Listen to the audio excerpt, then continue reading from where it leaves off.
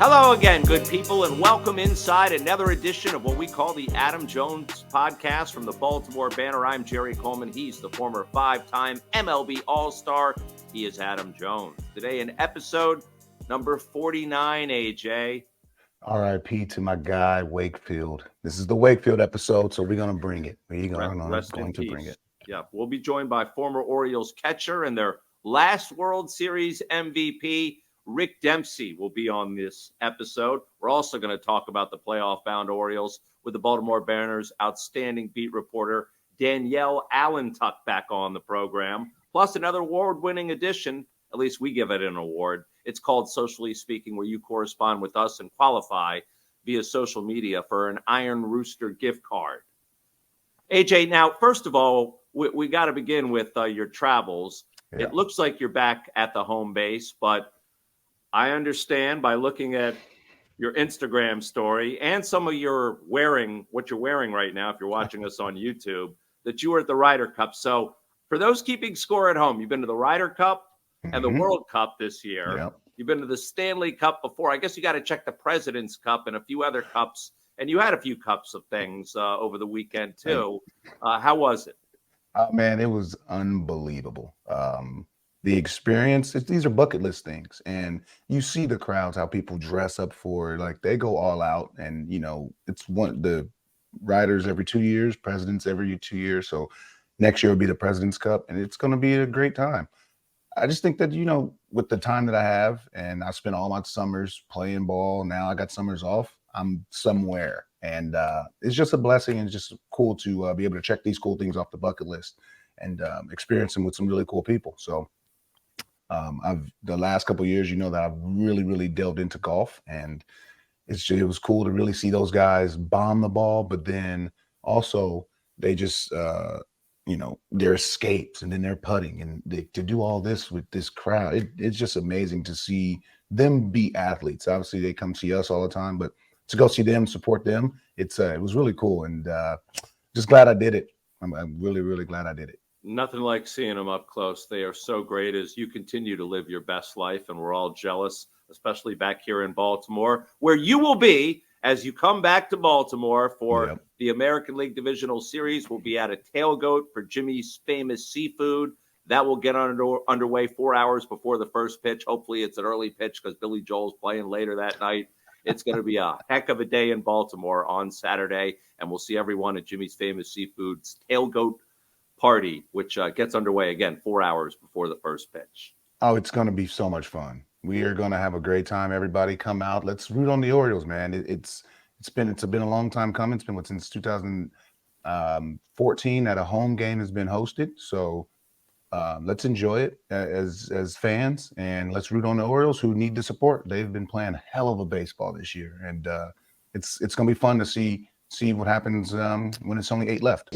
And we bring in our featured guest. He is sponsored by Jimmy's Famous Seafood, straight from the Baseball Warehouse, another one of our fine sponsors, Orioles Hall of Famer Rick Dempsey, joining us here on the Adam Jones podcast. Rick, thanks for taking the time, and let's get right into it before we talk about the Baseball Warehouse and all that. Sure. What has impressed you so much about this playoff-bound Orioles team, watching them this year as we're through the regular season? Well, there's been so much balance on this ball club. I couldn't believe it from the very beginning. I thought, well, okay, this is just a flash in the pan for a while. We're going to see what happens during the course of the season, you know. But they never quit at all. They never faded at all. They kept hitting home runs. It didn't matter how many runs down they were. Offensively, they were a team. I started to notice a lot of good positive things. You don't have guys going up there taking strike three. I can tell you that right now. That doesn't happen very often. AJ, you know, you don't find teams like that very often. That anything close with 2 strikes, they're hacking, you know, and they're driving the ball the opposite way. They've got a lot of power on this club, you know. The batting averages, all of them around 270, you know, which is pretty darn solid. You know, 1 or 2 guys here above 300, maybe I think 1 or 2, but you know, everybody is just swinging the bat so well. And I love the way this team has come together. There's a lot of camaraderie here, and I see that balance too at the same time. And I think that starts from Adley Rushman. He's kind of got everybody coming together all the time. Everybody likes everybody. You don't see it very often. Maybe, there's some scuffles every now and then. Who knows? That's the way guys are in the clubhouse. They get on each other. But overall, when they say play ball, this team plays together. And that's why you see so many wins in that win column this year, because they got a nice loose AJ, I've seen you go up there nice and loose before. It didn't matter if you were hitting with 2 strikes and no balls or 3-0. Did anything come close, bam, you just rocket it. How often do you ever see a team all the way through from top to bottom that is good as this ball club is in such a short period of time? Are the Orioles the story of the season? Because Yes. everybody's talking about the Dodgers. They didn't talk about Acuna Betts. That stole a lot of the thunder because, those are both MVP candidates. But the Orioles, they kept getting just a little bit talked about. Now you got to talk about them. 100 wins? 100 wins, you can win your division. The Central, those guys won their divisions. This The is a 100 second win best team. record in baseball, AJ. Are you kidding me? To go a full season and to do what they're doing hasn't been matched since the days of Brooks Robinson early with the Orioles, and the kind of teams that they have. Frank Robinson, Paul Blair, there were so many good players, and not only offensively, but defensively in those days. And they created an Oriole magic that lasted a long time, all the way through my era there. We were kind of in the second half of that era, but we played some great baseball. You just don't see that very often. These guys come in and they dominated good teams. And all of a sudden, these teams couldn't play well against the Orioles anymore. And you can't say enough about their pitching too. I know they lost their closer, Felix, and it just and all of a sudden Cano comes in, and Cano throws as hard as he does, maybe not as consistently as he does in the strike zone, but everybody's picking up everybody. The starters on this team, the young kids, Tyler Wells. You look at and AJ, how often have you seen guys this big and this strong take the mound? 6'8". They got about 3 or 4 guys up there, 6'8", 6'6", 6'7", 6'5". There's like 1 or 2 guys under 5'10". Not even under 5'10", but right at 5'10". And they just have it all together, and they realize they're good and they act like it out there. They're a good ball club and they play well together. Someone to ask you also is, as being a young team, they talked about innings limits. They talked about just all the things that will deter a season. What does this team have to do to win it all? Really? They've done it all. They get rest because, they went to a 6-man rotation. So they're getting their proper rest. So what does this team need to do to just keep making it? This team now. They're trying to put this team down. But what they really have to do is be very conscious about their defense. Defense and pitching takes you to championships. I know that for a fact. I played on great offensive ball clubs with the Minnesota Twins where everybody hit over 300. Tony Oliva, Rod Carew, you name it. Those guys just dominated offensively. But when you get into playoff time and they really start focusing on strengths and weaknesses up there, and mixing up their pitches a whole lot better, you got to play good defense in order to make that offense shine. And that's one thing they got to focus on in playoffs. Play strong defensive baseball. Get the double plays when they give you those opportunities. Keep the double play in order on defense. You know that from the outfield. Get a play over there. Yeah, I'm going to second base. I'm keeping that double play in order. Help my pitching get out of the inning in one pitch. That sort of thing. It's going to be all about focusing on getting guys out. The pitchers have got to do a good job. Don't try to do things that you haven't done all season long. Don't try to overthrow. Hit your spots. Focus, finesse. That's what it's all about. Pick the side of the plate you want to throw on. Watch the hitters. What kind of adjustments do they make? These things on defense are really what makes a big difference. That's how the 1988 Dodgers beat the 1988 Oakland A's, who were the strongest team on paper in history. Dodgers the weakest. But when Canseco, McGuire, and all those guys came up with open stances, you know what they're looking for. Middle in fastball so they can drive them. Pigeon-toed, they come up the next time. You know they're looking middle away to drive the ball the opposite way. So you got to pick up little things like that from those teams. And, you know, you guess with a pitch here and there, and then you find out what they're going to do with it. They might foul off a good one. Don't go there again, you know. So, you know, there's a lot of things positive. And today's game is different from your game, AJ. Your game was different from our game too, you know.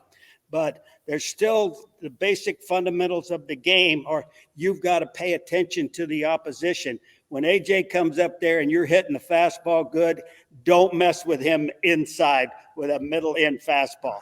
You know, if you have to throw a fastball, you want to keep it down on the outside corner, make him hit it, earn a base hit, give him the single on the ground the opposite way, because all you're doing is setting up a double play. You know, Rick, you don't give that guy a chance to hurt you with the long ball. Go ahead. Rick, I know from a fan's perspective about the atmospheric change when it comes to regular season baseball versus the postseason. You guys know firsthand from being there. It's also where you can carve out a legendary name for yourself, like you certainly did in '83, being the World Series MVP. But how does it change when you get to the postseason? Because most of this team hasn't experienced that. You forget about batting averages. You forget about those sort of things. You forget about hitting a home run in any particular. I'm going to go up there and I'm going to hit this home run. I'm going to win this game for it. No, you can't do that. You have to focus on doing the things that they allow you to do. You get a fastball down and away in a 2-strike situation, you got to hit it to the right side. You know, you drive the ball the opposite way. That was my biggest downfall in Major League Baseball once I became an Oriole, was Earl Weaver said, pull the ball. Well, once you start to pull the ball, it's the biggest mistake a hitter can make, because now the top hand is rolling over all the time. You're hitting the hundreds of guys. No, look up the middle and adjust. And that's all I did in World Series time, was I looked for the fastball, you know, in fastball situations, but I always looked to hit it up the middle. That's why I did so much better in playoff and World Series than I did during the season, because I tried too hard to hit what Earl Weaver wanted, the home run. I wasn't a home run hitter. I wasn't AJ. AJ had the power to sit back and take a nice, easy swing and hit it 30 rows deep. More of our conversation with Orioles Hall of Famer Rick Dempsey here on the Adam Jones podcast. But first, a quick 2-minute break and a word from our loyal, dedicated sponsors. Hi, guys. Oriole Hall of Famer and ambassador to the Baseball Warehouse, Mike Bordick here. We are honored and excited to help support the Adam Jones podcast. The Baseball Warehouse has 4 locations in Maryland and 2 in Pennsylvania. We specialize in private instruction, camps, showcases, charity events, Badgers baseball, and one-of-a-kind events featuring current Major League players and Hall of Famers. Our instructors have all played collegiately and professionally, many of whom have reached the major leagues. Check out thebaseballwarehouse.com to learn more, and check us out on social media. Also, make sure to check out Orioles Hall of Famer Rick Dempsey's Baseball Warehouse opening in Columbia this October. Yeah, it's October 8th from 1 to 5 p.m. I'll be there with many of my former teammates, and I want to see you there.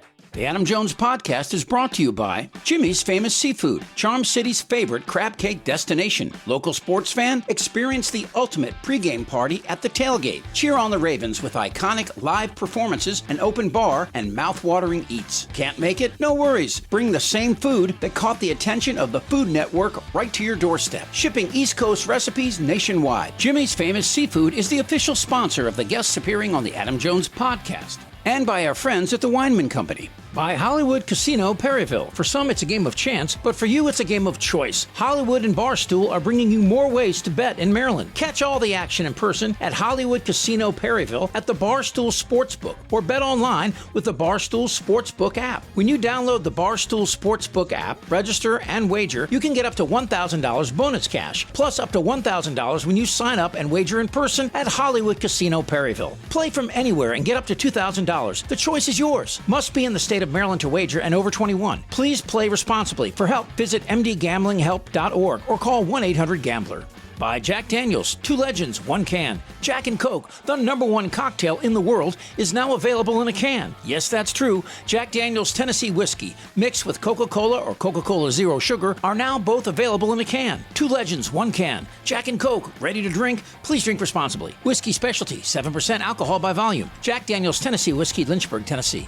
Now back to our chat with Orioles Hall of Famer Rick Dempsey right here on the Adam Jones podcast. Adam and Earl, how would they have gotten along? Oh, in all honesty, I think Earl would have respected Eddie.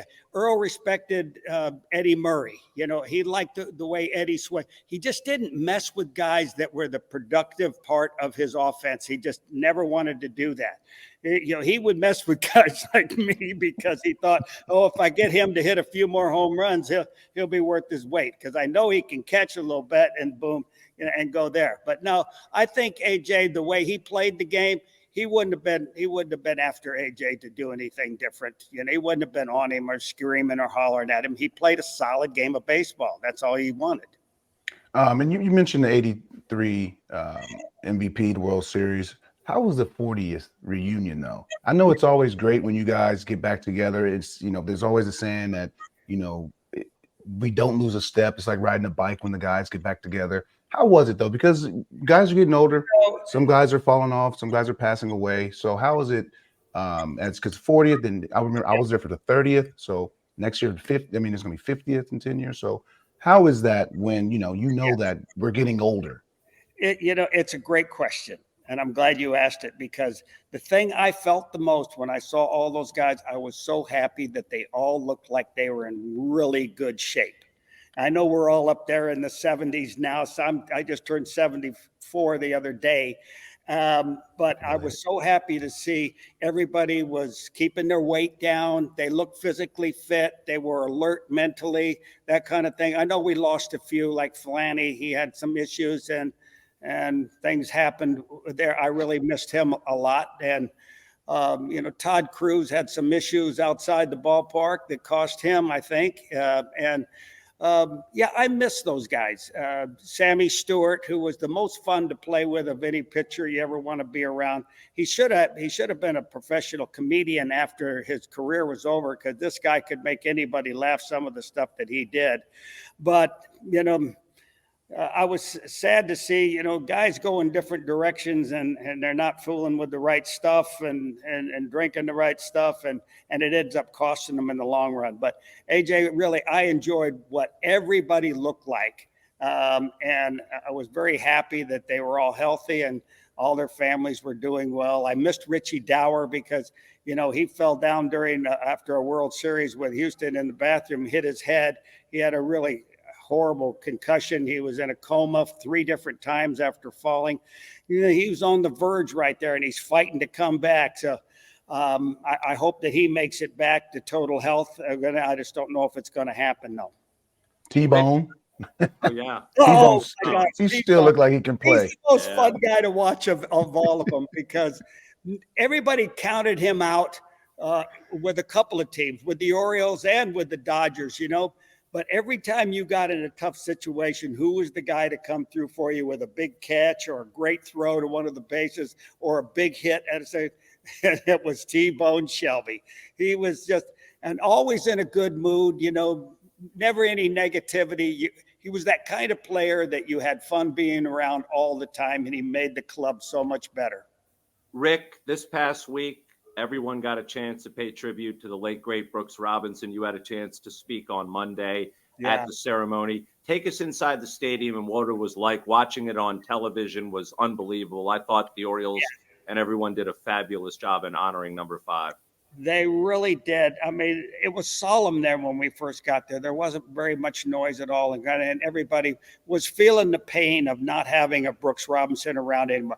People don't realize how much they missed Brooks Robinson until that day came. Now everybody wants to remember the good times with Brooks. When I was first up with Minnesota in 1969, they didn't talk to rookies when they came into the clubhouse. They didn't want to talk to anybody that was there to take somebody's job. So they didn't treat you too nice. One guy came over the very first day, put his hand out and said, "Hi, I'm Harmon Killebrew. Welcome to the Minnesota Twins. If there's anything I can do to help you, you just let me know. And wow, I was like shocked. Harmon Killebrew came over to talk to me with all those great players, Tony Oliva and Rod Carew. It's just one of those things. And then I got traded eventually to the Baltimore Orioles. And again, who was the first person to come over and talk to me? Brooks Robinson. Now, Brooks Robinson, you're just never going to find a better person that God ever put on a baseball field. And it wasn't just his defense and the great plays he made and the big hits that he got for this ball club, but his personality just permeated the team, and they became a great team together. That's what I thought. The chemistry on that team, once Brooks Robinson got there, everything changed. And that was the kind of chemistry you're seeing with this ball club we're watching with the Orioles right now. I'm hoping that they can get an edge and win this first playoff, because the confidence as it goes. Adam, you know exactly when the team has confidence, you can't beat them. Things just fall in place for them. But Brooks Robinson, I think of the comparisons between the Brooks, because we have a couple of World Series records together, when I was MVP of the 83 World Series, I set a record for the most extra base hits in a 5-game series. I had 5. I found out later that Brooks Robinson had 5. So I actually shared that with it. But I was also the only person ever voted MVP of a World Series that got pinch hit for, not only once, but twice. There's other differences between me and Brooks. When Brooks became such a great player, people would name their children after Brooks. You heard everybody talk about that. When people now, when they see me, they name their dogs after me, their cats, their hamsters. Adam has the same issue. Nobody ever named their kid Rick or the Dipper. I met a lot of Ricks. I don't know if they were named after you, but I have run into a lot of Ricks. Adam? You just how you spoke about Brooks. You played with him, and I know your era, your generation just had so much admiration for him. And he's the Oriole. He's Mr. Oriole.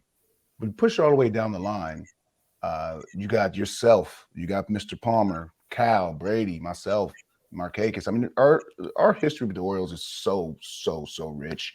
How do we, as a franchise, I think working back with the organization and just being back in good graces with them, how can we, as the veterans, the alumni, make the Orioles organization better for the fan base, better for everything? Because we have such a rich history. And I got tired of going to New York and seeing their Old Timers Day, going to Boston and seeing their Old Timers Day. I wanted to have the Old Timers Day in Baltimore because we got the same history. You know what I mean? I know we don't have the 27, but you have an extremely rich history, and it's something I've always wanted to preserve because it's our legacy. Like if everything starts with Brooks Robinson, they say, "Oh, Adam, you played the Oriole way." Well, I had pretty good teachers. You walk in wearing black and orange, you know what time it is. Just go in there. Can I get a day off?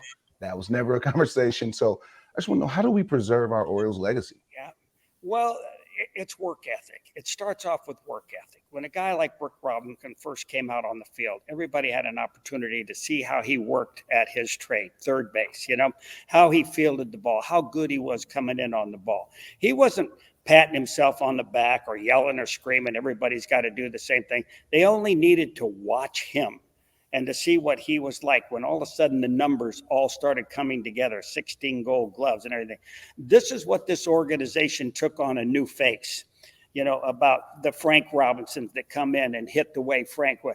There was never any yelling or screaming or all that false bravado that goes on with a lot of ball comes. One guy comes up, he's got 150 at bats, he's got about 3 hits, and all of a sudden he hits a home run and he's dancing around the bases like it was the 4th of July, But, this is where the Orioles started to come together under Earl Weaver and Boog Powell, who had the capability to put up big numbers. Like he was MVP of a season also. And all these players started to come together. You couldn't believe there was so many really good players on one ball. Mark Belanger, he did what he was supposed to do, catch ground balls, turn double plays. He was the most fantastic shortstop I ever saw in my career. But, you win ball games with guys that play the game that way. He knew he wasn't going to hit home runs. He needed to hit the ball the other way with 2 strikes and, keep the ball in play, keep from striking out, walk when you had an opportunity. So many little things. Everybody had their own strengths. And that's what Brooks Robinson, Frank Robinson, Paul Blair, and guys like that brought to the table. They knew what their capabilities were and how they made a team strong and how they helped them win. Paul Blair could play right behind the second baseman and still catch a ball on the warning track on a dead sprint. That's talent for you right there. And everybody knew if they stayed within themselves and this team stayed together, they would win some championships. And that's how it all began. And that's how the Orioles got that great reputation. Then we come along, our era, and then Cal Ripken comes in there. His very first year, he was MVP of the league that year too. But he started doing things. He knew he wasn't as fast as Mark Belanger, I think that, but his capabilities were he could still drive the ball anywhere in the ballpark, out of the ballpark. He was a hard guy to get out. He did make stupid outs like some of us did, swinging too hard, trying to hit home runs and stuff. And you know what? When you see those kind of things and everybody starts to pull together, you're tough to beat. You've been through it for a little while, AJ, where everybody got together. And you could tell when they took the field, you felt like a locomotive, machine. Mm-hmm. You guys could just run over anybody. And, that's the only way you can keep it is the whole organization has to come together and start bringing in players that play the game as smart as the ones that are already doing most of the producing. Look what happened to the Orioles this year. Yeah. Wow. What do you think at one time? You don't see that very often. What do you think for time off? Do you think that by them having to get in the extra few days, whatever injuries, we all were battling something, you think that will benefit them opposed to, maybe an older team who they need to continue to play? Yeah, it works both ways. And I can't say I'm smart enough even to this day to say some teams get a long layoff and then they start off a playoff series and they're so flat right now. But they got to stay focused, watch the ball game, still look for little things on television that guys are doing that might help you when you get a chance to play them in the next series. They earned a couple of days off right here, but you still got to go out to the ballpark. You can't sit around and be drinking beer and celebrating that you won the season. You haven't won anything yet. You put yourself in a pretty good position, which not very many people have, but you still got to focus on watching. You get an opportunity now to watch the games of one of the teams that you might be playing. You better figure out a few things, their strengths and their weaknesses that are going to keep. If you keep yourself focused, then you'll be sharp. When that opportunity comes, you won't forget to call that pitch that you were thinking you would have called in that situation. Little stuff like that, it matters. You've watched television when you had a big series coming out. You see a guy, oh my God, he drove that ball pretty good. I may not play him as shallow as I might have, in a situation with men in scoring position. Who knows, But the smart players are the ones who will pay attention to the other team and not worry so much about what you're going to do when you get your opportunity. But you got to start first at what you're going to keep them from doing. Rick, got to ask you about you being back in town now on a semi-regular basis. You have the Rick Dempsey Baseball Warehouse grand opening coming up in Columbia. Tell us all about that and what you got going in that department. Well, a guy came up to me who's had some pretty good experience at teaching young kids how to play baseball, Matt Morris, and he invited me into a bit of an organization, a very successful baseball man who can get the kids real excited about wanting to play baseball. So it's growing and growing and growing, and he invites me to come in as one of the owners of a baseball warehouse. So now I've got Rick Dempsey's Baseball Warehouse. It gives me also an opportunity to come back into Baltimore a couple of times a month and spend 2 weeks every month here, working with kids. I still love being able to tell kids the real way that you're supposed to play this ball game. Yeah, I know we go to the analytical stuff nowadays, and it's hard for me to watch instructors telling young players, oh, uppercut, uppercut, uppercut. Teach them how to hit first the right way. And then, if they want them to swing up, then maybe they'll be a little bit more equipped to do that. But you still have to learn how to hit a baseball the proper way, down and through the ball, boom, makes the ball go up a little bit higher. Ask AJ, he hit enough home runs. He knows what that feels like. Yeah. With you being with the Baseball Warehouse, and then you tie in now the 30-year lease finally getting signed. Oh yeah. No more Nashville rumors. This is a bigger two-part question. Is you're going to be around in Baltimore with Baseball Warehouse. The Orioles are going to be back. What does this mean for the fans, though? Ultimately, they've been through the ringer. Let's be honest with ourselves. They're back and forth. We don't go over to Nashville. Are we trying to win here? Are we? Yeah. So with the last 6 months, they finally be like, got a good team. We love our future. I mean, you look at the pipeline they have in the minor leagues, it's ridiculous. Fans aren't just thinking about this Orioles team. They're thinking 4 or 5 years because you got Jackson lurking in AAA. So the importance of just everything, the atmosphere for game one, the fans of Baltimore, the lease, do you think just everything's coming together at the right time? Yeah, you know what? Everybody wants to win, Adam, and it's no different here in Baltimore. And what happened when the Brooks Robinson, Boog Powell era came in, they developed an Oriole magic. Magic, I mean, like there was no fear in that ball club about being down 4 or 5 runs halfway through the game. They knew they could come back and win baseball games. And that's what we're creating again here now. The fans know what it was like when this team had that Oriole magic. And it was so much fun coming to the ballpark, watching these guys play, because it didn't matter about the names on the back of the shirt. What it mattered was the names on the front of the shirt were winning. And that just created a lot of excitement. Now, our era comes along with Eddie Murray, Cal Ripken, and a lot of the great players from that era. And the same thing started all over again. You win in 95 to 100 ball games every season. Now they're very excited about going to the ballpark, bringing their kids out to see who their idols are at that time and who are the better players. And now, they go through a stretch where they're losing 100 games every year, and everybody loses interest, and you see 2,500 people at a ballpark.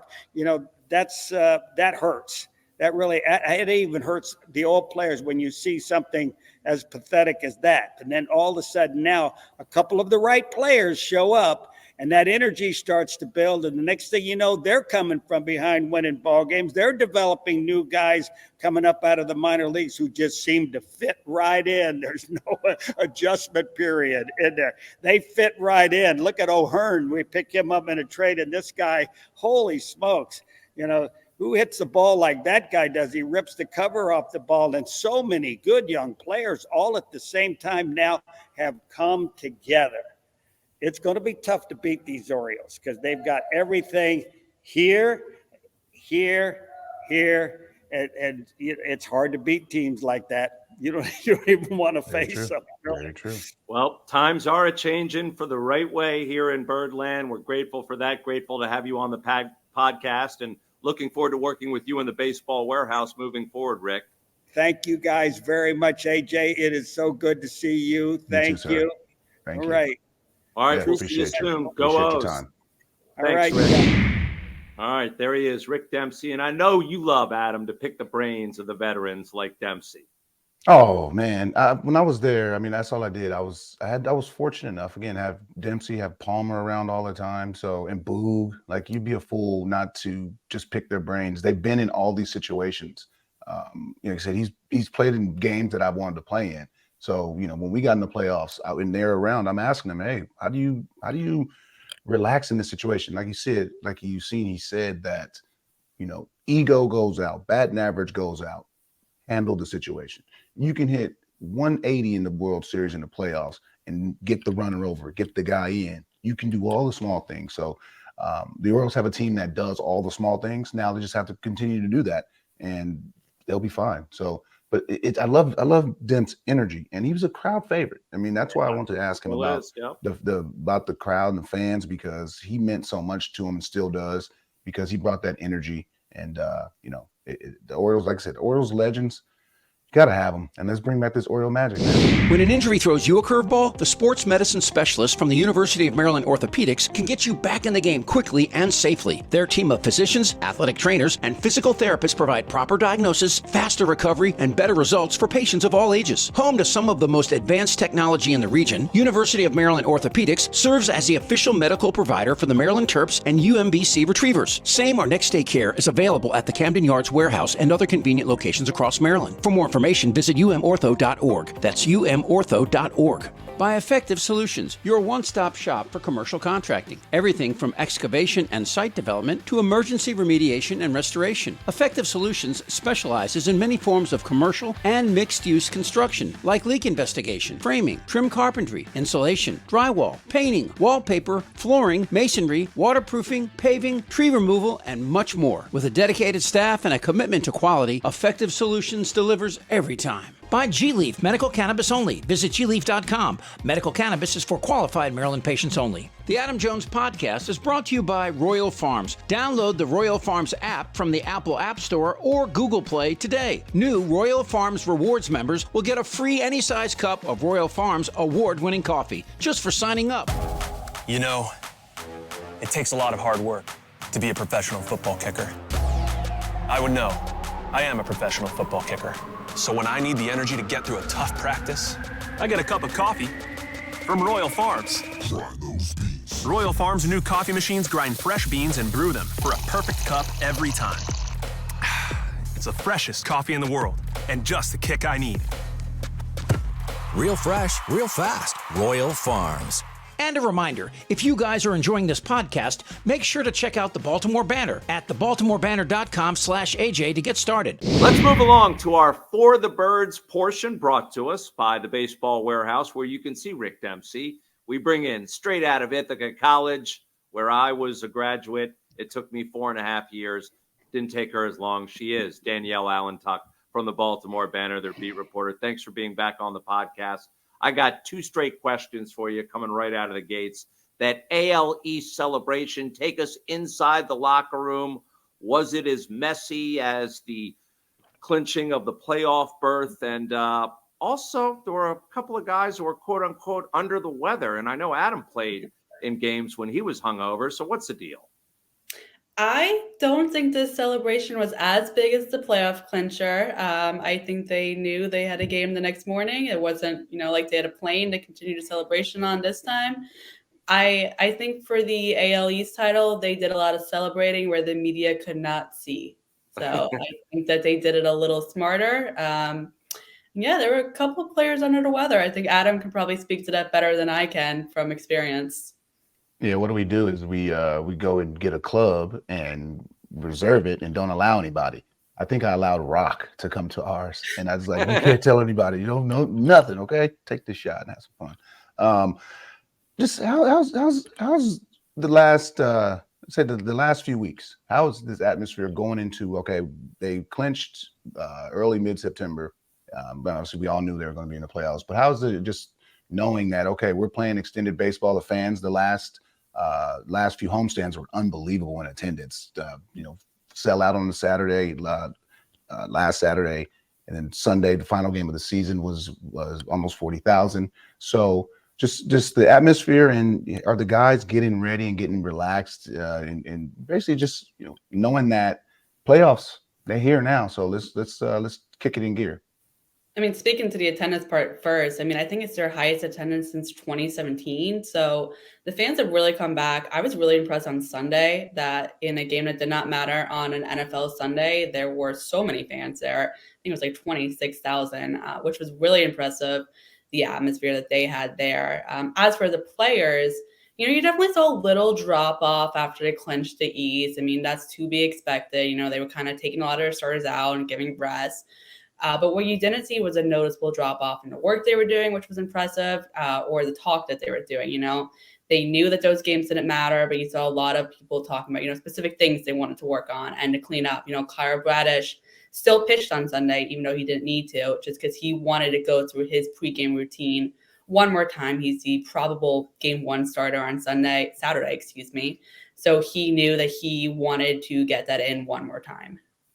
I wanted to ask you real quick about the fans, and obviously the signing of the 30-year lease finally. What was the atmosphere and the talk around them? Because obviously the fans have been getting, not the best information, I shouldn't say, on a daily basis. So how have they been receptive to now that they know that Nashville is sure in the hell not a possibility?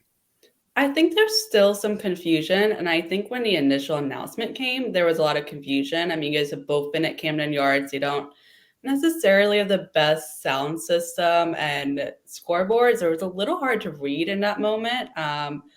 Speaking from somebody who was sitting right there and had a hard time understanding what was happening, even though I know the intricacies of everything. But I think once word started to spread, fans were excited.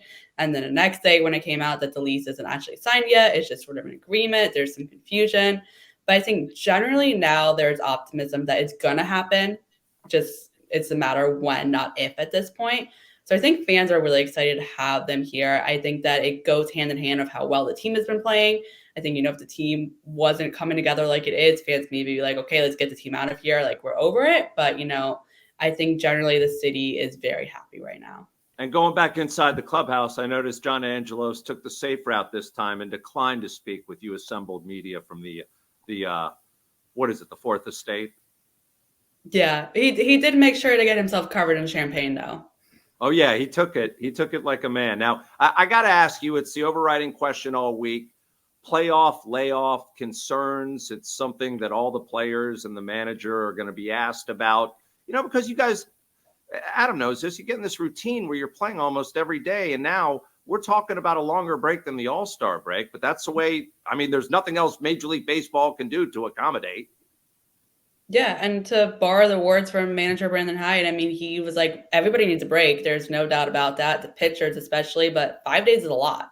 And I think that they have a plan in place all week. They had workouts, live batting practice, anything they could to try to simulate, what it would be like, but nothing comes close to the actual game. So I think it will either, I think if they get out in the first round, everybody's going to be like, oh, it was too much rest. And if they get through the first round, everybody's going to be like, oh, just enough rest. They're good. So I don't think that there's any in between there.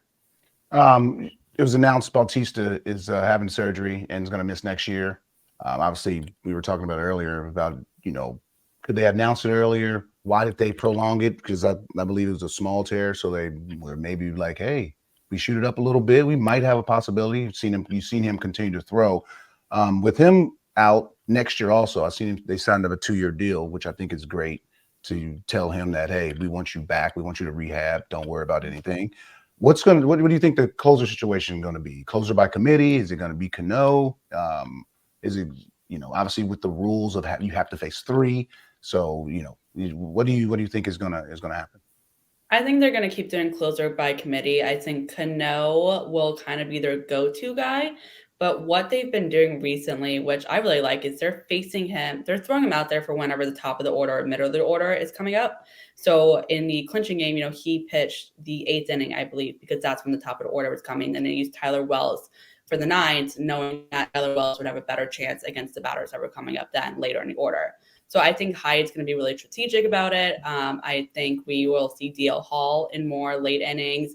Shintaro, depending on, which way he's trending that week, I think we could see him too. Danny Coulombe's proved a lot this year. So I think that they have a lot of options. I think Cano would just be their go-to guy. Danielle, the most valuable Oriole was Gunnar Henderson. Was that your vote? Now we can talk about it. Now the voting has been revealed. I know he was in the running. Some of us on the podcast may have went with Santander, but you couldn't go wrong with either. So I actually went with Kyle Bradish. And okay. Couldn't go wrong with him either. Okay, I have seen bad pitching, teams that have no starting pitching, and I don't think you realize how valuable having a starting pitcher who takes the ball every 5 days throughout most of the year and puts up good numbers and puts your team in a spot to win all year. I think that is more valuable, and I'm not taking anything away from Gunnar or Santander, but I just think that, with the way this team is lined up, if Gunnar hadn't stepped up, somebody else probably would have. So it would have, it may not have been as strong, but I think Kyle is harder to replace than Gunnar is. So what's your list? What was your list? Did Kyle Bradish, Gunnar Henderson, Adley. All right. Yeah. There was no wrong answer. No. I mean, if you went with Bautista, if you went with Cano, if you went with a guy that was a wild card, it is O'Hearn. You know what I mean? Just imagine if he's not on this team, adding a different toughness, adding 20 plus home runs, 80 RBIs. That's huge. So yeah, you're not wrong. No choice I think is wrong this year. And last thing for us, just for clarification, no matter who's left off this playoff roster, there's going to be some disappointed players, no doubt. You can change it from round to round, correct? Yes. Okay. And do you expect that to be based on who the opponent is? Is that the way you think Brandon Hyde will do it? I think so. I think the first round, when it comes to position players, is pretty straightforward because they have to cut 2 guys off the roster. So I think Heston Kjerstad is the guy who goes just because he's a guy they don't necessarily trust in the field and they don't trust him running the bases. So all he can really do is hit, and he's only been really pinch hitting. And he's only been up here for 10 games, I think. So I think he's kind of the obvious choice there. I think when it comes to pitching, it gets a little more difficult, and that's where we'll see changes. I think, you don't need more than 1 or 2 starter turned relievers in the bullpen. And I think that right now they have maybe 3 that could be in there. So I think that we'll see Kyle Gibson in there. And I think Jack Flaherty versus Cole Irvin could kind of be the one that it comes down to. But I think that it will change up, as the series goes and see, how pitchers are feeling. She graduated a little bit after me from Ithaca College, Danielle Allentuck from the Baltimore Banner. Good to catch up with you once again, and go Bombers. Thank you, guys. Go Bombers. Thanks for your time. You didn't know that we went to college. No, I didn't know you went to the same college. Different decades. All right, let's get into some socially speaking as we wrap up this episode number 49. Again, rest in peace, Tim Wakefield. You can always reach the Adam Jones podcast via Twitter, or I'm sorry, X now. I'm still trying to get it straight. Along with Instagram, I know, and Facebook at Adam Jones Pod, at Adam Jones Pod. If we read one of your correspondence on the air, you qualify for an Iron Rooster gift card, like Carson, who reached us via Instagram, Adam. AXM Carson asking, if you were Brandon Hyde, would you use a 4-man rotation, starting rotation? If so, which 4 pitchers? And this, was before the playoffs started. So I think we all presume that it will be, as we've been talking about, Bradish starting in game 1. Yeah, it's tough. Because you got Gibby, who top wins in the American League, experience. You got Bradish, who's just throwing the ball extremely well. You got Kramer's been throwing the ball well. You obviously have Grayson, who is just as dominant as anybody in the game right now. It's a good problem to have for Brandon Hyde, and I think he's going to create just a rotation that fits. Some pitchers might pitch better on the road. It depends on who you face with Tampa or Texas, 2 different road teams. So it's going to be a lot of strategy. I know that guys are going to be ready for it, and going to. I've seen the schedule, and they're it's going to be interesting to see who throws in the simulated games, because who throws in those games can dictate who's the rotation. So it's just going to be interesting the next couple of days to see the lead up going into it, and it's going to be rocking on Saturday night. Whoever gets the ball game 1. Saturday afternoon. Saturday night. Yeah, I did see something with the schedule change. Saturday afternoon. So they haven't. As we record this, they have not announced the time, but we know there's a Billy Joel, Stevie Nicks concert at the Ravens Stadium that night, and we know in past history you can't have 2 simultaneous events down there in that area. It just won't withstand that. So very true. Okay, it's going to be a hell of a Saturday. Game. I might go to Billy Joel. I like Billy Joel. I might go to Billy Joel. I respect Time to get out of here. We want to thank our loyal, dedicated sponsors. Go out and support these fine folks. Hi, guys. Oriole Hall of Famer and ambassador to the Baseball Warehouse, Mike Bordick here. We are honored and excited to help support the Adam Jones podcast. The Baseball Warehouse has 4 locations in Maryland and 2 in Pennsylvania. We specialize in private instruction, camps, showcases, charity events, Badgers baseball, and one-of-a-kind events featuring current Major League players and Hall of Famers.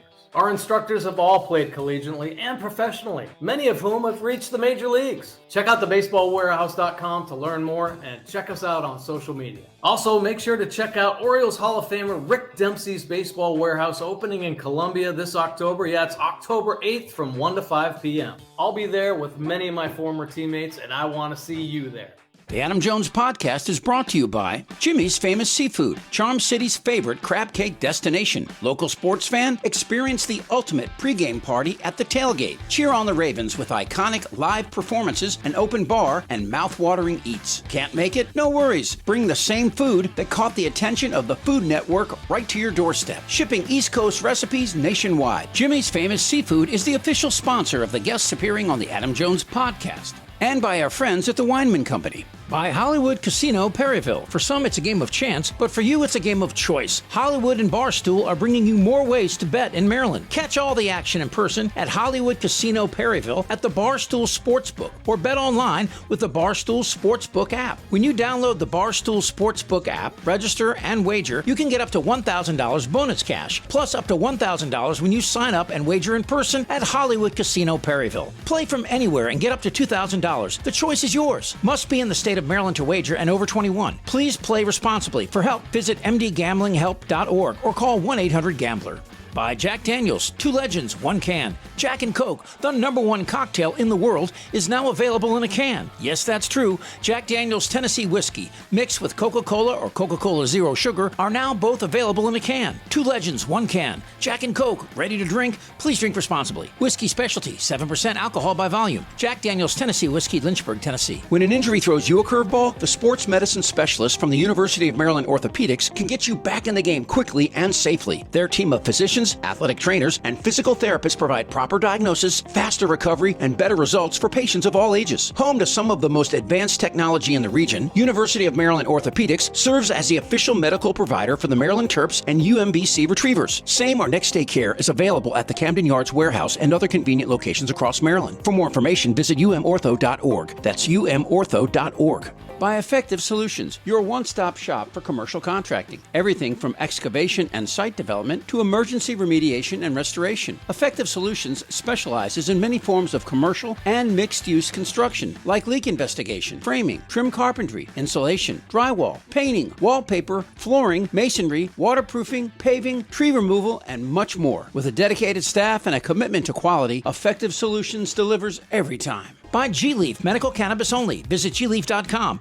Medical cannabis is for qualified Maryland patients only. The Adam Jones Podcast is brought to you by Royal Farms. Download the Royal Farms app from the Apple App Store or Google Play today. New Royal Farms Rewards members will get a free any-size cup of Royal Farms award-winning coffee just for signing up. You know, it takes a lot of hard work to be a professional football kicker. I would know. I am a professional football kicker. So when I need the energy to get through a tough practice, I get a cup of coffee from Royal Farms. Royal Farms' new coffee machines grind fresh beans and brew them for a perfect cup every time. It's the freshest coffee in the world and just the kick I need. Real fresh, real fast. Royal Farms. And a reminder, if you guys are enjoying this podcast, make sure to check out the Baltimore Banner at thebaltimorebanner.com/AJ to get started. Also, thanks to senior executive producer Chip Franklin for putting this episode together. Go out and subscribe to the Baltimore Banner. Until next week, be real, be kind, and go O's.